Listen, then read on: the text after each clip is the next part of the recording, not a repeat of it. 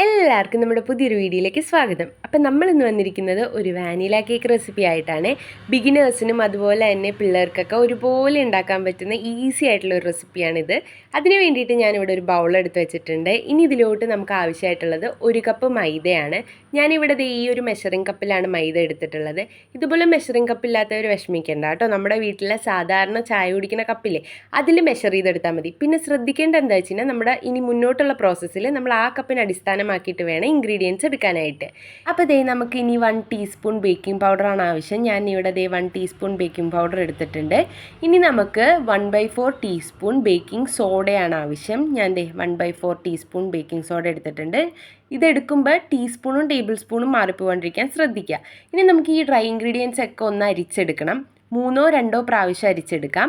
ഞാനിവിടെ നമ്മുടെ dry ingredients ഒക്കെ അരിച്ചെടുത്തിട്ടുണ്ട്. ഞാൻ 2 പ്രാവശ്യമാണ് ഈ ഡ്രൈ ഇൻഗ്രീഡിയൻസ് അരിച്ചെടുത്തിട്ടുള്ളത്. കൂടുതൽ അരിക്കുന്നത് നല്ലതാണ് കേട്ടോ. നമ്മുടെ എയർ ബബിൾസ് ഒക്കെ ഉണ്ടാവാണ്ടിരിക്കാൻ ഹെൽപ്പ് ചെയ്യും. ഇനി നമുക്ക് വേറൊരു ബൗൾ എടുത്തിട്ട് ഇതിലോട്ട് ഒരു മുട്ട പൊട്ടിച്ചൊഴിക്കണം. അപ്പം ഞാനിവിടെ ഒരു മുട്ടയാണ് എടുത്തിട്ടുള്ളത്. മുട്ട ഇഷ്ടമുള്ളവർ 2 or 3 വരെ മുട്ട എടുക്കാം കേട്ടോ. ഇനി നമുക്ക് ഇതിലോട്ട് ആവശ്യം 1/2 കപ്പ് പഞ്ചസാരയാണ്. പഞ്ചസാര എടുക്കുമ്പോൾ പൊടിച്ച പഞ്ചസാര എടുക്കാൻ ശ്രദ്ധിക്കുക, കാരണം നമുക്ക് മിക്സ് ചെയ്യാൻ എളുപ്പം അതാണ്. പിന്നെ ഈ പ്രോസസ്സിൽ ശ്രദ്ധിക്കേണ്ട കാര്യം എന്താ വെച്ച് കഴിഞ്ഞാൽ, മൈദ സാധാ കപ്പിലെടുത്തവർ പഞ്ചസാര മെഷർ ചെയ്യുമ്പോഴും അതേ കപ്പിൽ മെഷർ ചെയ്തെടുക്കാൻ ശ്രദ്ധിക്കുക. ഇനി നമുക്ക് ഇതിലോട്ട് ആവശ്യം 1 ടീസ്പൂൺ വാനില എസൻസ് ആണ്. ഞാനിവിടെ 1 ടീസ്പൂൺ വാനില എസൻസ് ഒഴിച്ചു കൊടുക്കുന്നുണ്ട്.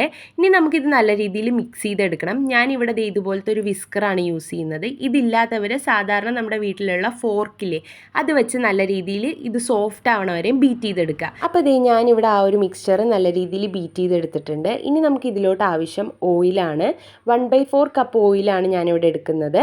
അപ്പോൾ ഓയിൽ എടുക്കുമ്പോൾ ശ്രദ്ധിക്കേണ്ട കാര്യം എന്താ വെച്ച് കഴിഞ്ഞാൽ, കോക്കനട്ട് ഓയിലൊന്നും എടുക്കരുത്. ഫ്ലേവേർഡ് അല്ലാത്ത ഏത് ഓയിലും നമുക്ക് കേക്ക് ബേക്കിങ്ങിന് യൂസ് ചെയ്യാം. കോക്കനട്ട് ഓയിലൊക്കെ എടുക്കുകയാണെങ്കിൽ അതിൻ്റെ ഫ്ലേവർ എടുത്ത് നിൽക്കും. അത് കാരണം ഫ്ലേവേർഡ് അല്ലാത്ത ഓയിൽ വേണം നമ്മൾ യൂസ് ചെയ്യാനായിട്ട്. ഇനി നമുക്ക് ഇതെല്ലാം കൂടെ നല്ല രീതിയിലൊന്ന് മിക്സ് ചെയ്തെടുക്കണം. നല്ലപോലെ ബീറ്റ് ചെയ്ത് മിക്സ് ചെയ്തെടുക്കുക.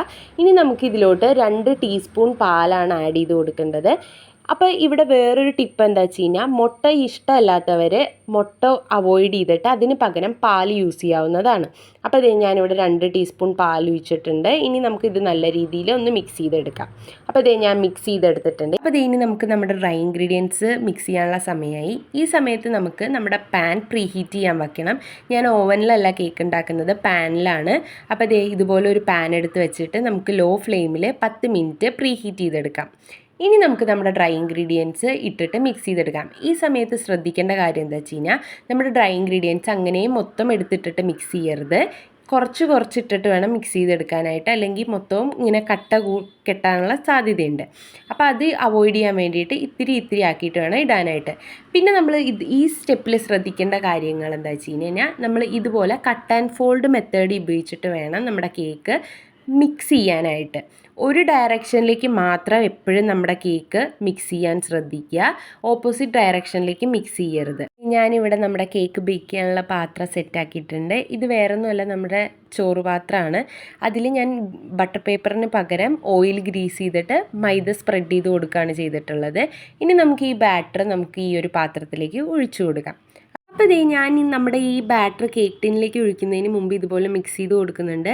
അപ്പോൾ ഈ സമയത്ത് എല്ലാവരും ശ്രദ്ധിക്കേണ്ടത് എന്താ വെച്ച് കഴിഞ്ഞാൽ, നമ്മൾ നേരത്തെ ഏത് ഡയറക്ഷനിലേക്കാണോ മിക്സ് ചെയ്തിരുന്നത് അതേ ഡയറക്ഷൻ ഇതിലും ഫോളോ ചെയ്യാൻ ശ്രദ്ധിക്കുക.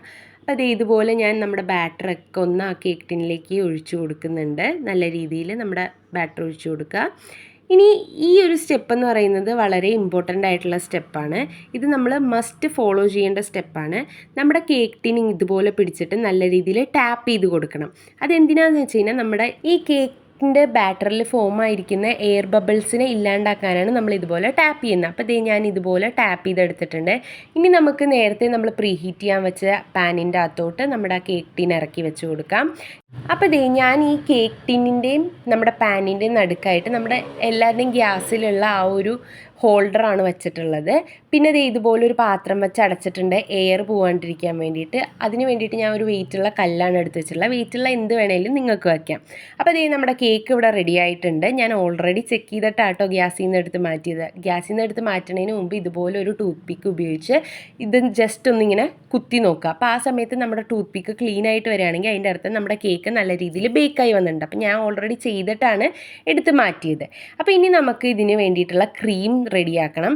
അതിന് വേണ്ടിയിട്ട് നമ്മൾ ബൗളും ഒരു വിസ്കറും എടുത്തിട്ടുണ്ട്. അപ്പോൾ ഈ സമയത്ത് ശ്രദ്ധിക്കേണ്ടത് വെച്ച് കഴിഞ്ഞാൽ നമ്മുടെ ബൗളും വിസ്കറും കുറച്ച് നേരമെങ്കിലും ഫ്രിഡ്ജിൽ വെച്ച് തണുപ്പിച്ച് വേണം എടുക്കാനായിട്ട്. അപ്പോൾ അതേ ഞാൻ ഈ ഒരു വിപ്പിംഗ് ക്രീമാണ് ഇവിടെ ഉപയോഗിക്കുന്നത്. അപ്പോൾ 1 കപ്പ് വിപ്പിംഗ് ക്രീമാണ് ഞാനിവിടെ എടുത്തിട്ടുള്ളത്. ഇനി നമുക്കിത് വിപ്പിംഗ് ക്രീം ഈ ഒരു ബൗളിലോട്ട് ഒഴിച്ചു കൊടുക്കാം. അപ്പോൾ ദേ ഇവിടെയുള്ളൊരു ടിപ്പെന്ന് പറഞ്ഞു കഴിഞ്ഞാൽ നമ്മളെല്ലാവരും നമ്മുടെ വിപ്പിംഗ് ക്രീം ഫ്രീസറിലായിരിക്കും വെച്ചിട്ടുണ്ടാവുക. അപ്പോൾ അത് നമ്മൾ കേക്ക് ഉണ്ടാക്കണതിന് തലേദിവസം രാത്രി എടുത്ത് ഫ്രിഡ്ജിലോട്ട് മാറ്റാൻ ശ്രദ്ധിക്കുക. ഈ ഒരു ഫോമിൽ വേണം നമ്മൾ വിപ്പിംഗ് ക്രീം ബീറ്റ് ചെയ്തെടുക്കാൻ വേണ്ടിയിട്ട്. പിന്നെ ഞാനിവിടെ 2 ടേബിൾ സ്പൂൺ പഞ്ചസാര ആഡ് ചെയ്ത് കൊടുക്കുന്നുണ്ട്. ഇത് ഓപ്ഷണലാണ് കേട്ടോ. വിപ്പിംഗ് ക്രീമിൽ ഓൾറെഡി പഞ്ചസാര ഉണ്ടാവും, അതില്ലെങ്കിൽ ആഡ് ചെയ്ത് കൊടുത്താൽ മതി. ഇവിടെ ഞാൻ 1 ടീസ്പൂൺ വാനില എസൻസ് എടുത്തിട്ടുണ്ട്. നമ്മൾ വാനില കേക്കാണ് ഉണ്ടാക്കണതെന്ന് ആദ്യമേ പറഞ്ഞിരുന്നല്ലോ. അപ്പോൾ അതേ ക്രീമിൽ നമ്മൾ 1 ടീസ്പൂൺ വാനില എസൻസ് ആഡ് ചെയ്തിട്ടുണ്ട്. ഇനി നമുക്കിത് നല്ല രീതിയിൽ ബീറ്റ് ചെയ്തെടുക്കാം. അപ്പോൾ അതേ ഞാൻ ഈ ഒരു ഫോമിൽ ബീറ്റ് ചെയ്തെടുത്തിട്ടുണ്ട്. നമുക്ക് ഈ ഒരു കൺസിസ്റ്റൻസിയാണ് വേണ്ടത്. നമ്മൾ ഈ ബൗൾ തിരിച്ച് പിടിച്ചാൽ ക്രീം താഴോട്ട് വീഴരുത്. ആ ഒരു ഫോമിൽ വേണം നമ്മൾ ബീറ്റ് ചെയ്തെടുക്കാൻ.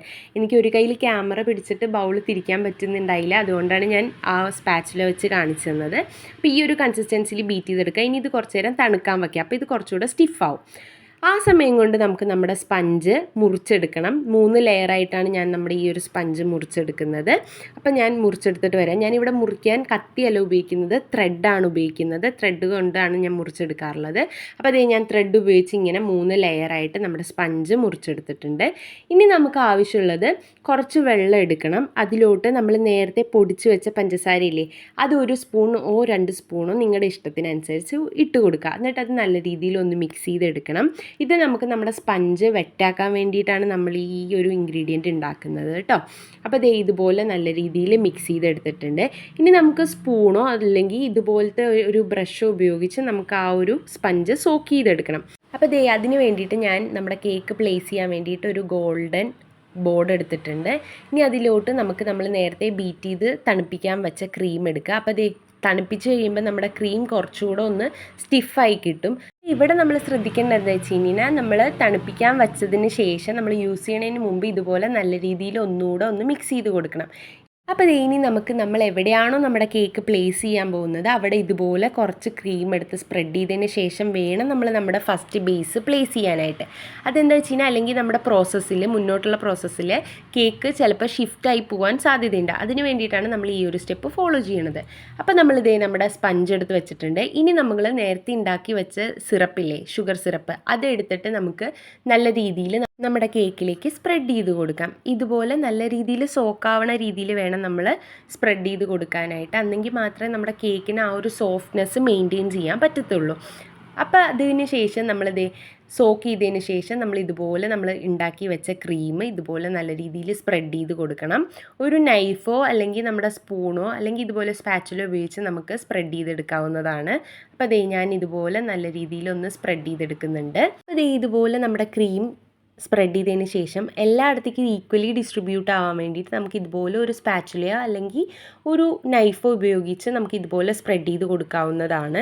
അപ്പോൾ ഈ സമയത്ത് ശ്രദ്ധിക്കേണ്ടത് നമ്മളിങ്ങനെ സ്പ്രെഡ് ചെയ്യുന്ന സമയത്ത് നമ്മുടെ സ്പാച്ചുലയിലോ അല്ലെങ്കിൽ നമ്മുടെ നൈഫിലോ എക്സസ് ആയിട്ട് വരുന്ന ക്രീംസ് നമ്മൾ ഷിഫ്റ്റ് ചെയ്ത് കൊടുക്കണം, വേറെയിലേക്ക് ആക്കണം. എന്നിട്ട് മാത്രമേ നമ്മുടെ സ്പ്രെഡിങ് കണ്ടിന്യൂ ചെയ്യാൻ പറ്റുള്ളൂ. അല്ലെങ്കിൽ നമുക്ക് എന്താ പറ്റുകയെന്ന് വെച്ച് കഴിഞ്ഞാൽ നമ്മുടെ ക്രീം അവിടെ തന്നെ ഇങ്ങനെ ഫ്ലോട്ട് ചെയ്തുകൊണ്ടിരിക്കും. അപ്പോൾ അതിന് ശേഷം ഞാൻ ഇതുപോലെ ഒരു സ്ക്രാപ്പർ എടുത്തിട്ടുണ്ട്. ജസ്റ്റ് ഒന്ന് എല്ലായിടത്തും ഈവനായിട്ട് ആക്കാൻ വേണ്ടിയിട്ടാണ്. സ്പാച്ചുല വെച്ച് ചെയ്യാൻ പറ്റുന്നില്ലെങ്കിൽ നമുക്ക് ഇതുപോലെ ഒരു സ്ക്രാപ്പർ ഉപയോഗിച്ച് കഴിഞ്ഞാൽ എല്ലായിടത്തും ഈവൻച്വലി നമ്മുടെ കേക്കിൻ്റെ ക്രീം സ്പ്രെഡ് ആവുന്നതാണ്. പിന്നെ അതിന് ശേഷം ഞാൻ ഇവിടെ ഡിസൈൻ കൊടുക്കാൻ പോവുകയാണ്. അപ്പോൾ ഈ ഒരു നോസിലാണ് ഞാൻ ഇവിടെ സെലക്ട് ചെയ്തിട്ടുള്ളത്. നമ്മൾ സിമ്പിളായിട്ട് ഈ ഒരു നോസിൽ വെച്ച് ജസ്റ്റ് ഇങ്ങനെ ഡിസൈൻ ചെയ്യാനാണ് പോകുന്നത്. അപ്പോൾ ഇതുപോലെ ഞാൻ നമ്മുടെ പൈപ്പിംഗ് ബാഗിലേക്ക് നമ്മുടെ നോസിൽ ഫിറ്റ് ചെയ്തിട്ടുണ്ട്.